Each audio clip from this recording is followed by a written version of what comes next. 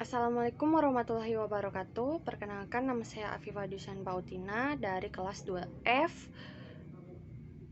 dengan NIM 15142240. Saya dari jurusan Pendidikan Guru Sekolah Dasar, Fakultas Ilmu Pendidikan Universitas Negeri Gorontalo.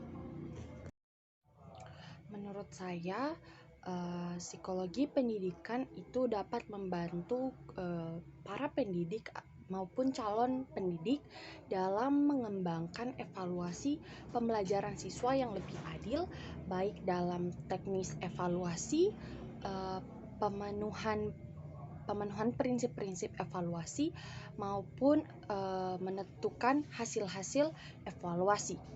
Psikologi pendidikan juga bisa membantu pengajar atau para pendidik untuk melakukan pembelajaran yang sesuai dan tepat. Nah, di sini saya mengambil teori Brunner, yaitu teori belajar Brunner, yaitu di mana Brunner mengungkapkan bahwa belajar itu merupakan bagaimana orang tersebut untuk memilih, mempertahankan, dan mentransformasikan informasi dengan cara yang lebih aktif. Menurut Brunner juga selama kegiatan belajar berlangsung akan lebih baik jika siswa itu dibiarkan untuk menemukan sendiri apa penyebab dan makna dari berbagai hal yang mereka pelajari. Nah, ini dapat kita lihat dalam proses pembelajaran pada kurikulum Merdeka, di mana siswa diberikan kesempatan untuk bisa mengeksplorasi dan mengekspresikan minat belajarnya. Mereka juga memiliki kebebasan untuk memilih mata pelajaran yang diinginkan sesuai bakat dan minatnya masing-masing. Hal ini bertujuan dalam kurikulum Merdeka ini dapat membentuk siswa dengan jiwa kompetensi dan karakter yang baik. Dan pada kurikulum Merdeka ini peran guru adalah sebagai fasilitator saja, di mana guru hanya akan menyediakan fasilitas belajar sesuai dengan kemampuan dan minat belajar muridnya.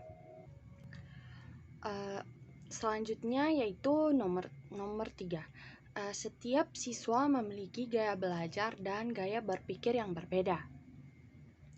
Nah, gaya belajar dan gaya berpikir seorang anak bisa dibedakan dari bagaimana ia menyerap, lalu mengatur, dan mengelola informasi. Gaya belajar tersebut antara lain yaitu visual, auditorial, dan kinestik. Untuk gaya belajar siswa visual, guru dapat menggunakan beberapa hal pada metode pengajaran seperti mengajak mereka ke objek-objek yang berkaitan dengan pelajaran, atau guru juga bisa menunjukkan alat atau objek peraganya secara langsung, atau guru juga bisa menggambarkannya di papan tulis. Selain itu, para pendidik juga bisa menggunakan materi visual seperti gambar-gambar, diagram, peta, atau juga multimedia seperti komputer atau video. Yang selanjutnya yaitu gaya belajar siswa auditori. Nah, guru atau pendidik dapat menggunakan diskusi verbal dan menggunakan musik untuk mengajarkan anak. Selain itu guru juga dapat mengajak anak untuk dapat ikut berpartisipasi dalam diskusi, baik di dalam kelas maupun di dalam keluarga. Para pendidik juga dapat mendorong anak untuk membaca materi pelajaran di depan kelas dengan keras. Yang terakhir yaitu gaya belajar siswa kinestik. Nah, di sini guru dapat menggunakan metode pengajaran seperti tidak memaksakan anak untuk belajar sampai berjam-jam, mengajak anak untuk belajar sambil mengeksplorasi lingkungan, atau membagikan alat peraga seperti lingkaran yang terbuat dari karton, lalu meminta siswa untuk mencoba sendiri mengenali bagian-bagian dari lingkaran. Menurut saya ada beberapa hal yang dapat menyebabkan motivasi belajar siswa menjadi rendah. Di antaranya yaitu pertama yaitu lingkungan pertemanan yang negatif, siswa yang begadang semalam dan menjadi mengantuk saat pembelajaran di kelas. Upaya guru dalam menjelaskan masih kurang maksimal sehingga beberapa murid tidak dapat memahami materi yang dijelaskan.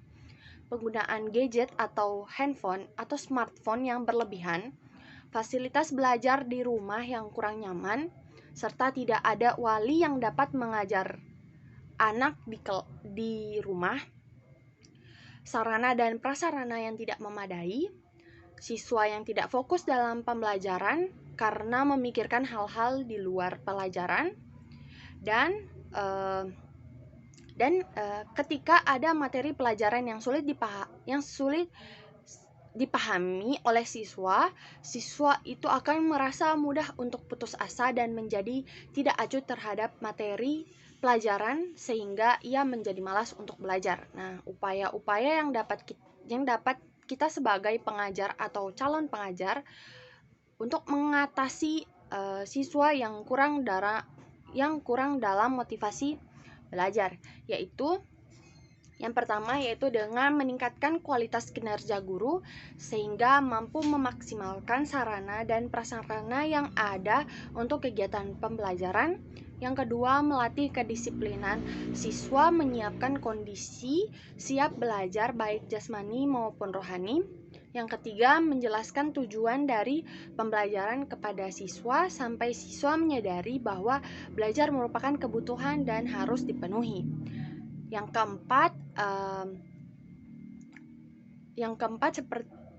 keempat yaitu menggunakan metode pembelajaran yang sesuai dengan pemahaman siswa dalam memahami materi pelajaran. Yang kelima atau yang terakhir yaitu meningkatkan koordinasi dengan orang tua siswa untuk memantau siswa di luar sekolah atau di rumah sehingga pengaruh-pengaruh hal negatif di luar sekolah yang menyebabkan motivasi belajar siswa rendah dapat dicegah.